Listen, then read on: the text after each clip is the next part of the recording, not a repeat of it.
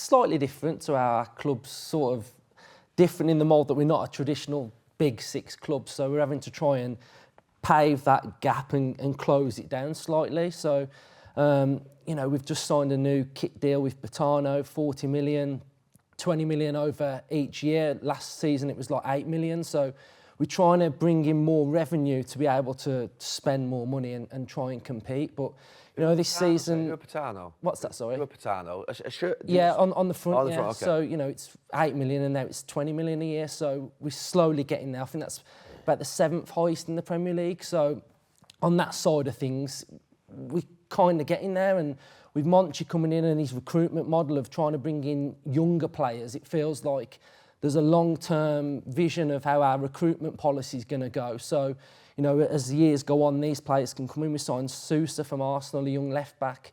Nedeljkovic, a hot prospect from European football. So, that side of things, our model's changing. So as a Villa fan, it's really exciting. And, we're still fourth, we're still competing there, and hopefully we can get over the line. Luke, can it because I don't want to go back into sort of the FFP stuff and that, but I know you're sort of on the brink or close to that. Can it ever get better for Aston Villa than where you are right now? Yeah, it can, but we've got to move quickly and move fast and try and seize this position that we're in at the minute. Corporate, commercial, match day, we're a million miles off it from these big six clubs, and our owners are ambitious, but we've got to find ways strategically to close that gap. So, we've got a new kit deal with Adidas coming in next season, so that's, going to bring in more money. We've got that Botano, like I say. We was going to have a stadium expansion of the North Stand, so they were going to knock the North Stand down and redevelop it, and now they've put that on hold. So, which one's that one? Which stand's that? Opposite the Holt End. Okay. So now we're not doing that. It's been put on hold because at the minute Villa have got a problem of fans leaving the stadium and getting home. There's not enough trains. There's not enough ways for fans to disperse the ground. So they've put that on hold.